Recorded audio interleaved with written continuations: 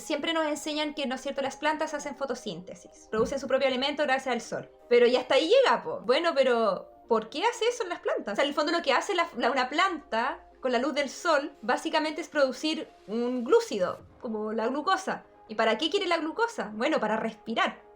Porque todos los seres vivos respiran, hasta las bacterias, todos necesitan respirar, necesitan quemar algo para producir energía y generar su proceso metabólico. La particularidad que tienen las plantas, las algas y un grupo de bacterias que son las cianobacterias es que pueden usar la luz del sol, que básicamente lo que hacen con la luz del sol es romper una molécula de agua para obtener un electrón.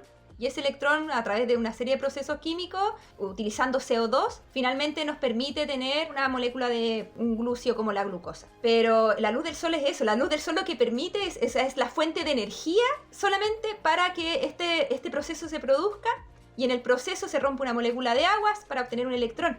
Y en ese rompimiento de la molécula de agua, en eso que tan simple que necesitamos el agua solamente para sacar el electrón y se rompe esa molécula, se libera oxígeno.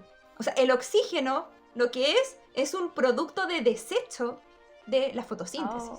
Es un desecho de la fotosíntesis, el oxígeno.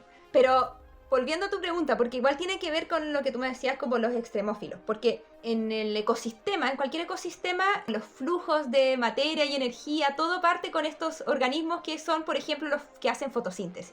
Porque ellos son capaces de producir su propia materia orgánica, y a partir de ahí va fluyendo esta materia orgánica, ¿no es cierto?, a través de los organismos que se van comiendo unos a otros, y va fluyendo a través de los distintos niveles tróficos. Entonces, ¿qué pasa? Que hay ecosistemas en que esa producción no necesariamente se basa en la luz del sol. Y en estos ambientes muy extremos, por ejemplo, chimeneas hidrotermales, geyser u otros, salares, por ejemplo, que también existen bacterias que viven ahí en estas zonas de muy alta salinidad, puede darse que estos productores primarios en el fondo no necesariamente sean organismos que hacen fotosíntesis, pueden hacer otros procesos, y ahí es la quimiosíntesis. En el fondo también producen su propio alimento, pero la energía ya no la obtienen del sol, sino que la obtienen de reacciones químicas. Entonces, volviendo al ejemplo de las chimeneas hidrotermales, donde se liberan gases tóxicos como el ácido sulfídrico, hay bacterias que son capaces de utilizar ese elemento, o sea, ese compuesto, esa molécula, para obtener la energía necesaria que les va a permitir hacer su proceso de producción de glúcido, de glucosa.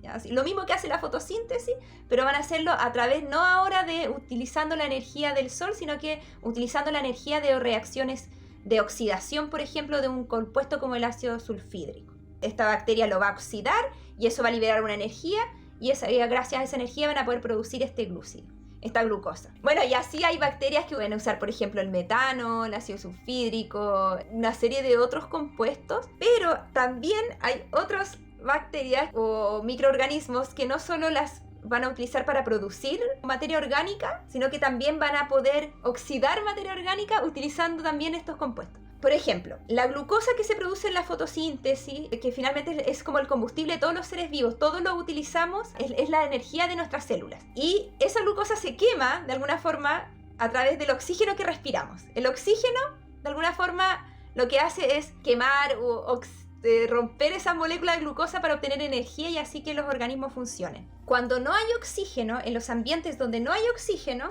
los organismos igual necesitan respirar, porque respirar implica poder utilizar la glucosa para obtener energía y poder vivir, porque la glucosa es el combustible de todas las células. ¿Qué pasa cuando no hay oxígeno que pueda romper esa molécula y liberar esa energía? Hay bacterias que son capaces de utilizar otros compuestos en reemplazo del oxígeno, ¿ya? Otros compuestos que quizás podrían ser tóxicos para nosotros, estas bacterias son capaces de utilizar. El metano, que puede ser un gas tóxico para nosotros, y que sabemos que quizá, y ahí Peña nos puede ayudar, que hay, no sé, océanos de metano en otros mundos, ¿cierto? Así es. Entonces, en nuestro planeta tenemos bacterias que producen metano en su metabolismo, en su proceso metabólico. ¿Y cómo lo hacen? En el fondo, en vez de usar oxígeno para poder quemar o oxidar estos compuestos orgánicos como la glucosa, ¿cierto? Que nosotros usamos el oxígeno. Pero hay bacterias que viven donde no hay oxígeno, tienen que usar otros compuestos. Entonces, por ejemplo, si esa bacteria utiliza CO2 para romper estas moléculas orgánicas y tener energía, se libera metano. Ya esas bacterias se le llaman metanogénicas, porque producen metano. Pero ahora también hay otras bacterias que pueden tomar ese metano y utilizarlo como fuente de energía para producir su propia materia orgánica. ¿Y esas, cómo creen que se llaman esas bacterias? Comedoras de metano. Metanotróficas. Entonces, claro, volviendo a los organismos extremófilos que tú querías conocer. Si usamos solamente el metano como ejemplo, tenemos las bacterias metanogénicas que producen metano al oxidar materia orgánica usando el CO2 en reemplazo del oxígeno. Y por otro lado tenemos metanotróficas, que son bacterias que utilizan el metano, que oxidan el metano. Esa reacción de oxidación del metano es en reemplazo de la luz del sol, ¿ya? Usan esa reacción química para obtener energía para poder producir materia orgánica, para producir los glúcidos, claro, la glucosa que necesitan para vivir. O sea, tienes dos procesos que uno produce y otro utiliza el mismo compuesto, que es metano, que para nosotros es tóxico y que existe en otros mundos. ¿Cómo cuál es, Fernando? ¿Cuál es el mundo al que tenemos que ir a buscar?